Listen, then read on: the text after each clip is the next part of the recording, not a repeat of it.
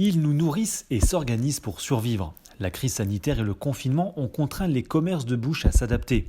Certains ont notamment pu maintenir un niveau d'activité en proposant des livraisons à domicile dès les premiers jours.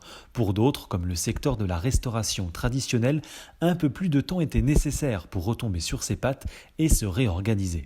Depuis 5 semaines, plus de revenus, donc il faut absolument relancer la machine. On ne peut pas vivre comme ça sans rien. Et on a pris la décision, on a fait les menus, on a contacté nos clients par mail et par SMS et on a eu un super retour.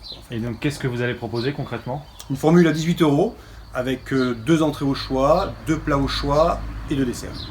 Donc les gens choisissent, 24 heures à l'avance, on fixe un créneau horaire, ils viennent retirer le menu emporté. Des initiatives accompagnées par les collectivités locales, à l'instar de la communauté de communes du Grand Charolais, en alerte dès le premier jour de confinement à travers sa cellule de soutien. L'idée, c'est de pouvoir les accompagner. Alors, première chose qu'on a pu faire, c'est les aider sur le dispositif d'aide financière. Puis la deuxième mission, c'est de communiquer et de les aider à être davantage connus, référencés du grand public. Et donc, on a ouvert cette semaine un site qui s'appelle mangerlocal.legrandcharolais.fr qui a vocation à rassembler sur un même espace l'ensemble des opportunités, l'ensemble des offres commerciales sur les commerces de bouche, aussi la restauration. Un certain nombre de restaurants ont adapté leur offre aussi en proposant des plats à emporter ou à livrer. Une situation de débrouille pour ces professionnels qui devrait durer bien au-delà du déconfinement.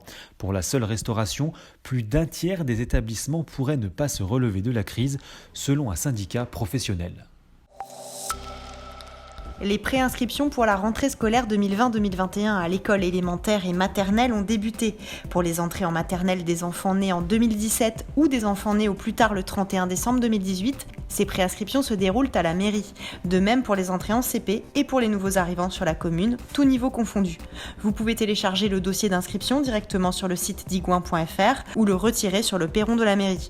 Attention, le dossier est à rendre au plus tard le 14 juin 2020 via la boîte aux lettres à l'accueil de l'hôtel de ville ou par mail à npita@ville-digoin.fr. Pour toute information, merci de vous adresser au service des affaires scolaires au numéro qui s'affiche sur votre écran. La campagne de déclaration des revenus 2019 est lancée depuis aujourd'hui. En raison du contexte sanitaire, vous disposez d'un peu plus de temps pour déclarer vos revenus. Les centres des finances n'accueillant pas de public pendant la période de confinement, les contribuables sont invités à privilégier la des déclarations et les contacts à distance, par téléphone ou par la messagerie sécurisée de votre espace impôts.gouv.fr.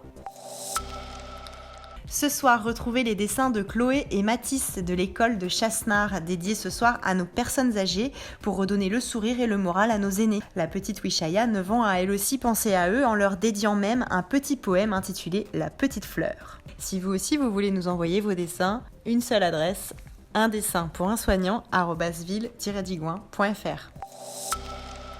Et on termine avec notre rubrique Vue sur le web des nouvelles de la gymnaste Colline de Villars. Cette Digoinaise, membre de l'équipe de France, nous raconte comment elle a appris le confinement alors qu'elle était en Coupe du Monde à Bakou. Loin de ses agrès, elle continue quand même à s'entraîner dans son jardin.